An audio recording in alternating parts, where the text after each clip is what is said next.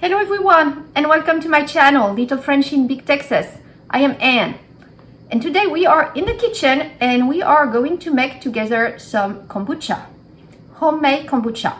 So you can buy it at the store. You've got a lot of brands, a lot of flavors, but every time it's, $3, $4, $5 depending on where you are, and it's pretty easy to make and much cheaper, and you can flavor it the way you like.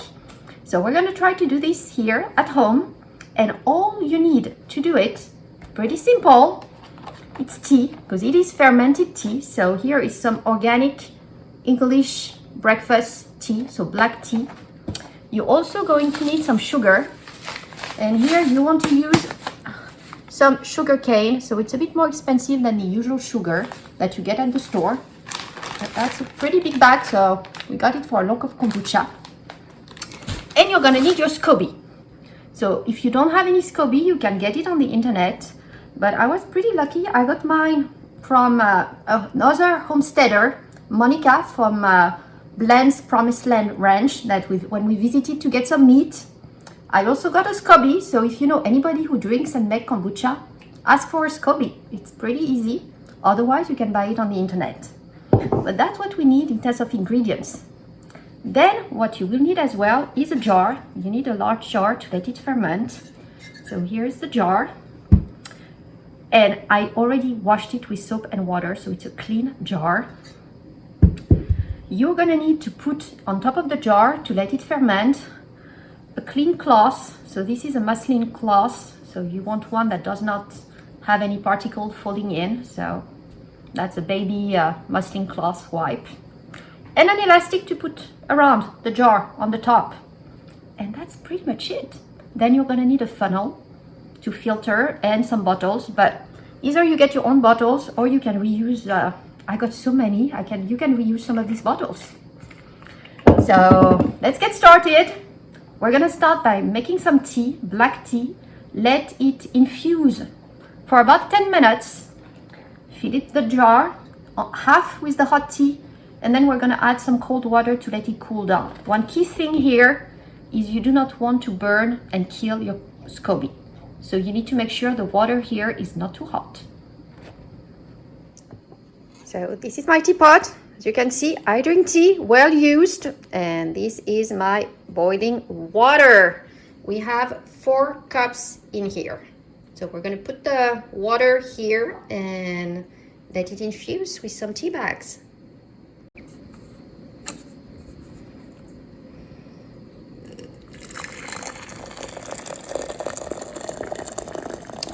I think it's gonna be the perfect container for my 4 cups. It's about 1 liter in there. It should fit perfect.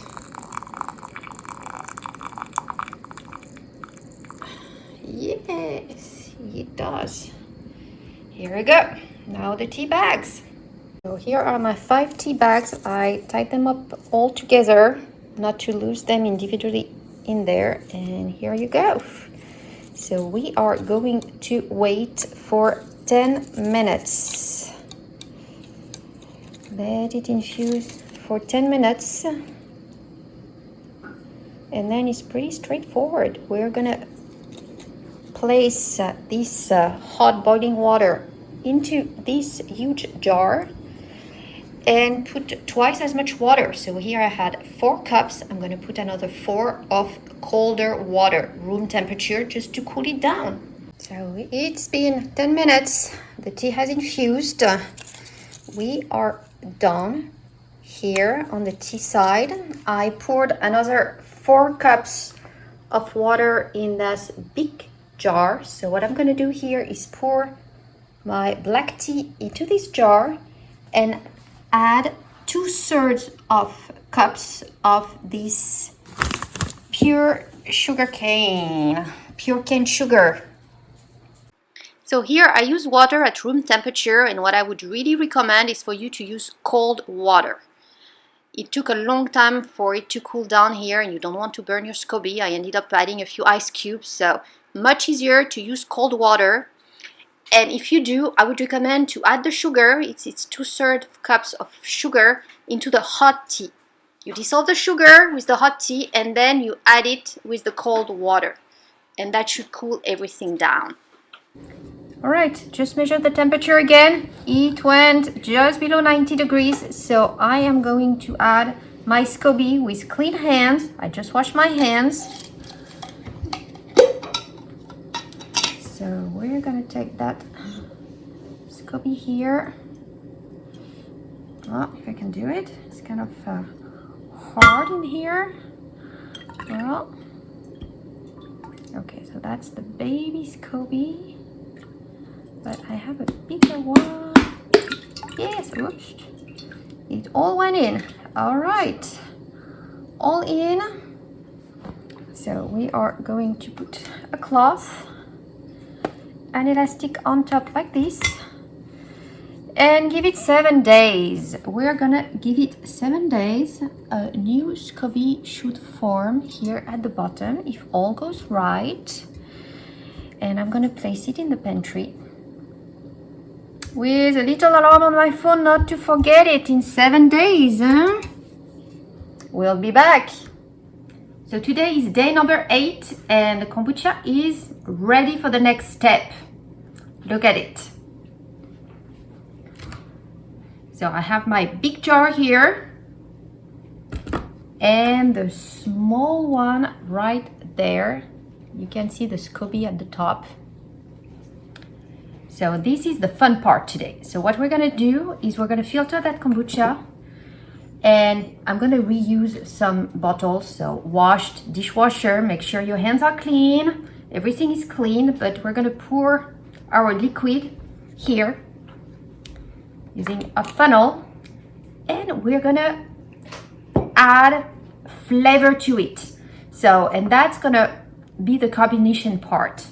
So we are gonna add, here I'm gonna do 2 different flavors. One is gonna be mango with raspberry and the other one will be some ginger with some lemon juice. So this is the carbonation part. So we're gonna put everything in a bottle and give it 2 to 3 more days for it to carbonate. And we're gonna have to be careful every day opening it up to make sure it doesn't explode at the end with too much carbonation. But first, step by step here, we are first going to filtrate it and pour it in these bottles I have on the side. So let me lower you here so that you get to see what I'm gonna do. So now we are gonna work on the big jar with the big Scoby at the top. Let's see if we can fit everything into this jar. And for that one, I have 2 to 3 clean bottles that we are going to use. But first, let's get the Scoby out with clean hands. Oh yeah, here you are. Let's get you out.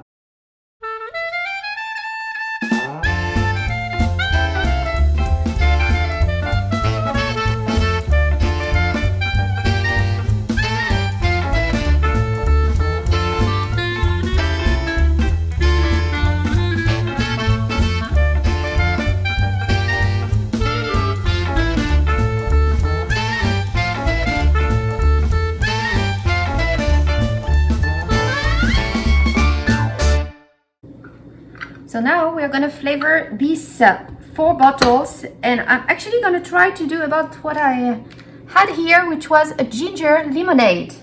So it was very tasty. So what I have here is some ginger that I did cut. So I'm gonna put some ginger in each bottle. I have some pieces, ginger.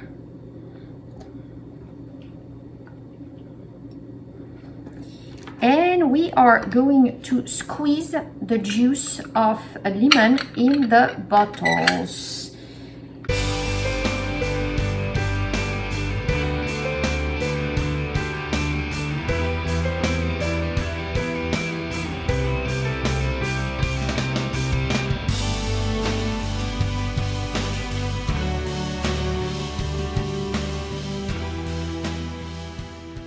So I'm finishing my ginger here. A bit more ginger for everybody. And that should be it. So I am, on these ones, I am not adding any sugar. Even we had the lemon juice, no sugar. We're just gonna close them and wait a few days. I'm not closing them too much, and I'm gonna every day do the little opening to let the air and the gas get out. And we should have kombucha ready. So different flavors. I have two mango raspberries here and 4 ginger lemonade.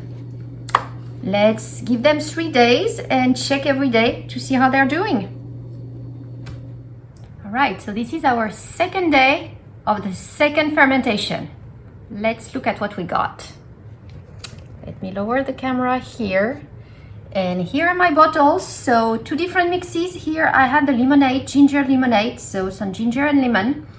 And here I have my mango raspberry mix. So let's see what happens when I open them up. You can see a bit of fuzz here at the top. So let's try one. Well, I did not maybe close it too much. Let me try another one. Yeah, you heard it.